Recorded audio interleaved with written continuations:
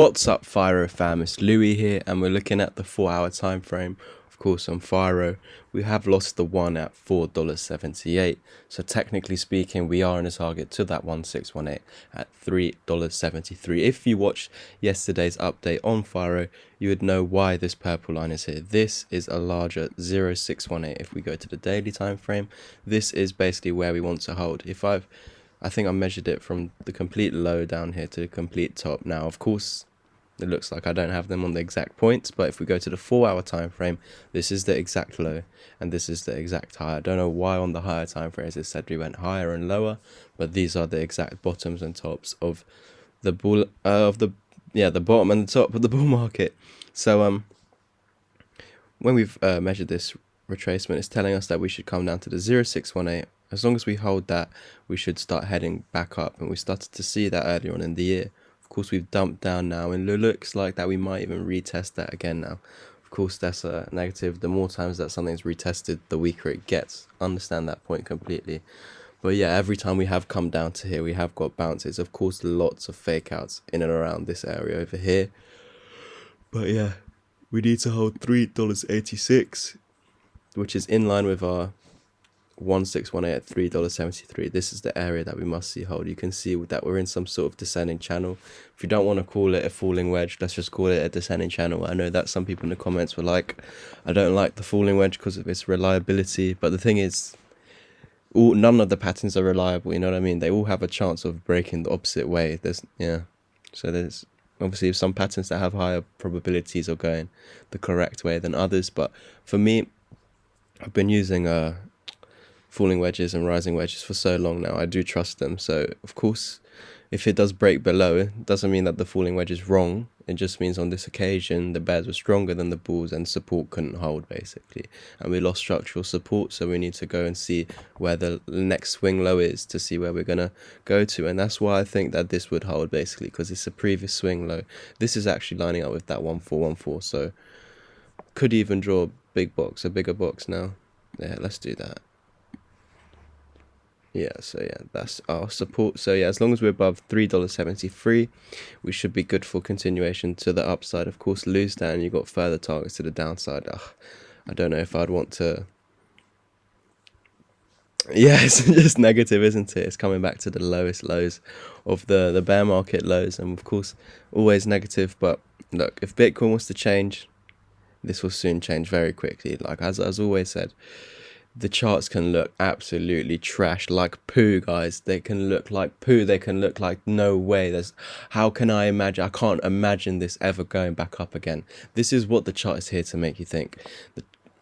The market's here to make most people lose most of the time, and most people don't know what they're doing correct. So when they see red, it's going down. They think it's going to keep going down. When they see green, it's going to keep going up. That's why I'm going to buy. But we should be doing the opposite. This is opportunity. This is fear, buying an extreme fear.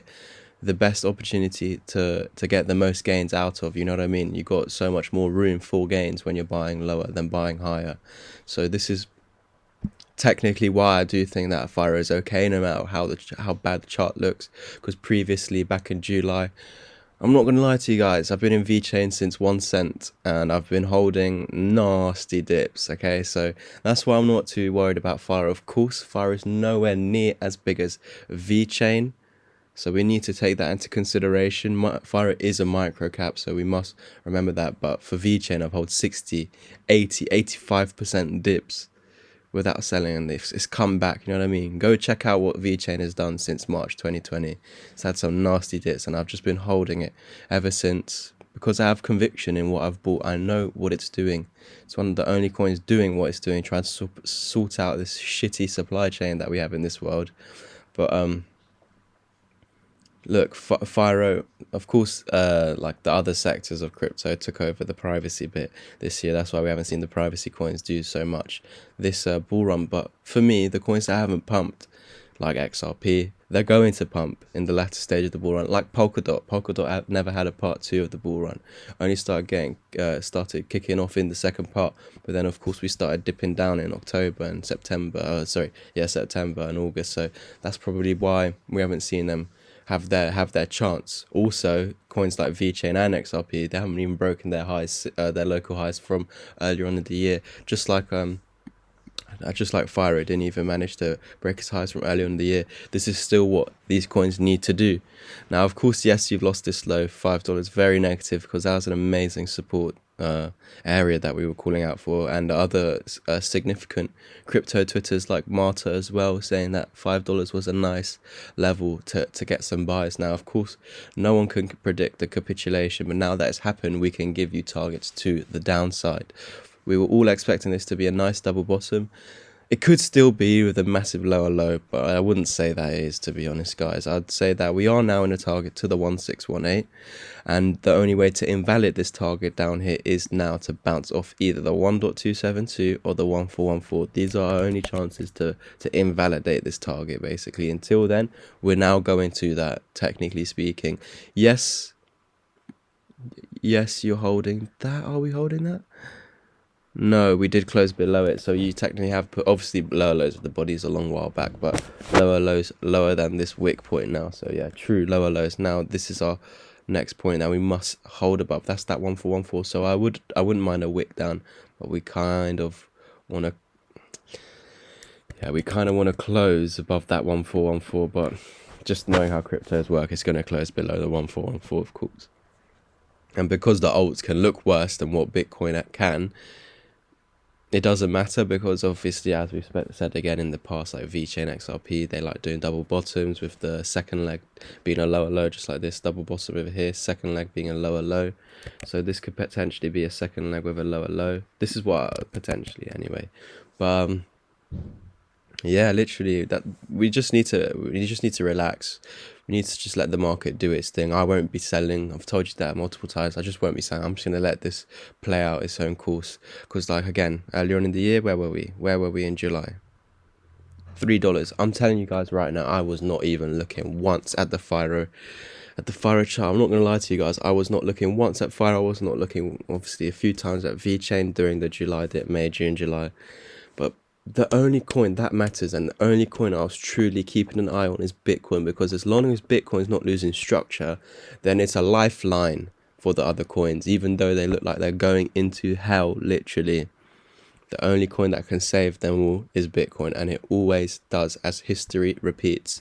So look, over here, this double bottom is sort of looking like this one over here, isn't it? We put that lower low. Let's copy the bodies. Yeah, so now we're waiting for that pump to the upside, which we got. And then how much was that percentage? I'm going to ignore this wick because I don't think it came on the Binance chart.